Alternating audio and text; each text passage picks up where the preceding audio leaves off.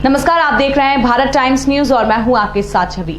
व्यापारी कल्याण बोर्ड के उपाध्यक्ष राज्य मंत्री दर्जा प्राप्त मनीष गुप्ता आज अयोध्या धाम पहुंचे, जहां उन्होंने रामलला का दर्शन पूजन किया। दर्शन पूजन के बाद मीडिया से मुखातिब होते हुए राज्य मंत्री दर्जा प्राप्त मनीष गुप्ता ने पीएम नरेंद्र मोदी सरकार के द्वारा कृषि कानून वापस लिए जाने को लेकर कहा कि सरकार किसानों के हितों के लिए कानून बना था, किसानों को कानून नहीं पसंद आया तो वापस लिया गया।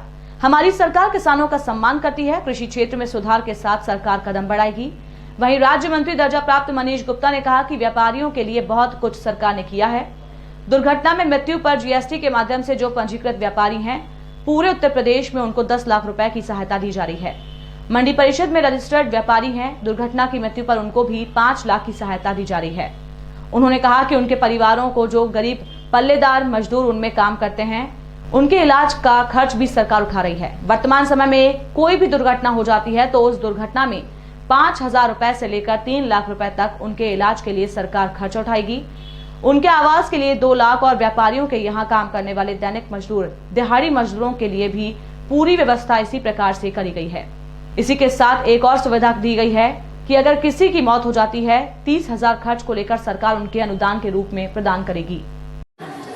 सर, आज मोदी सरकार ने जो है कृषि कानून उसको वापस लेने की बात कही है, इसको किस रूप में देखते हैं?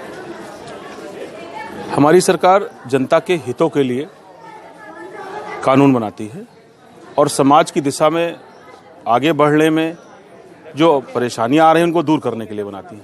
लेकिन अगर किसानों को जो उनके हित के लिए बनाया गया कानून था उनको अगर नहीं पसंद आ रहा था तो ऐसी परिस्थिति में सरकार ने उसको वापस लिया है।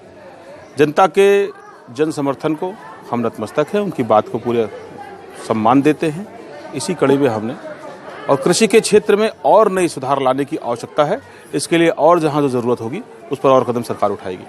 दूसरा सर ये कि क्योंकि 2022 का चुनाव है, विधानसभा चुनाव है, व्यापारियों की अगर स्थिति पूरा ओवरऑल देखा जाए प्रदेश में क्या रही और आगामी 2022 की क्या स्थिति रहेगी सरकार की? व्यापारियों के लिए बहुत कुछ सरकार ने किया है।